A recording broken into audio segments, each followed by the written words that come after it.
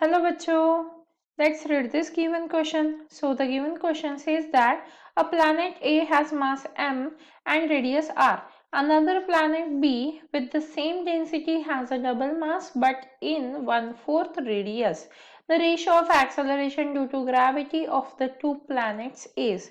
तो देखिए बच्चों क्वेश्चन में हमें क्या बोला गया है कि हमारे पास दो प्लैनेट है, प्लैनेट ए और प्लैनेट बी। तो प्लैनेट ए का मास m है और रेडियस r है। वही प्लैनेट बी का जो मास है वो तो डबल है बट जो रेडियस है वो 1/4 ही है प्लैनेट ए के कंपैरिजन में। और हमसे पूछा क्या है कि दोनों प्लैनेट के एक्सेलरेशन ड्यू टू ग्रेविटी का रेशो क्या होगा। तो अब इस क्वेश्चन को सॉल्व करने के लिए हमारा की कंसेप्ट क्या रहेगा। एक्सेलरेशन ड्यू टू ग्रेविटी का formula g is equal to होता है capital G capital M by R square. ये क्या रिप्रेजेंट कर रहा है, मास, और r क्या रिप्रेजेंट कर रहा है यहाँ पे, रेडियस। और g की वैल्यू तो हमें पता ही है 6.67 इंटू 10⁻⁻11। मतलब बेसिकली g क्या है, कांस्टेंट है, यूनिवर्सल ग्रेविटेशनल कांस्टेंट है। और प्लैनेट a के लिए भी वही रहेगा, प्लैनेट b के लिए भी सेम ही रहेगा।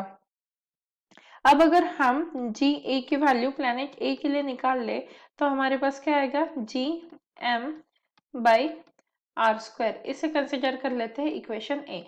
वही प्लैनेट बी के लिए अगर निकाले तो जी तो वही रहेगा, मास क्या हो चुका है, double of the planet A. मतलब यहाँ पे क्या आ जाएगा हमारा twice of M divided by जो रेडियस है वो क्या हो गई है 1/4, मतलब r/4 का होल स्क्वायर आ जाएगा।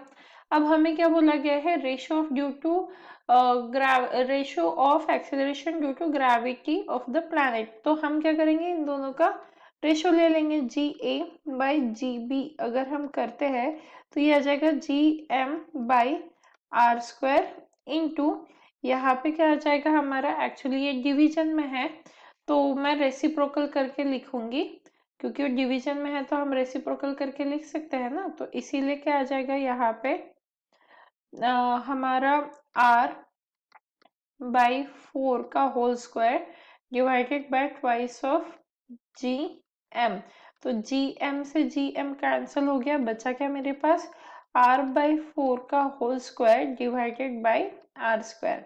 तो इनका रेशियो क्या आएगा, g a by g b is equal to ये हो जाएगा आर स्क्वायर, और यहाँ पे आएगा 4 इंटू 4 इंटू आर स्क्वायर। तो ये आर स्क्वायर से ये आर स्क्वायर कैंसिल हो गया और बचा मेरे पास 1/16। तो हम इतना रेशियो क्या आया, हमारा दोनों एक्सेलरेशन ड्यू टू ग्रेविटी का 1/16। अगर हम ऑप्शन चेक करें तो हमारा ऑप्शन डी मैच कर रहा है। Hence the final answer for the given question is option D. Hope you understood it well. Best of luck.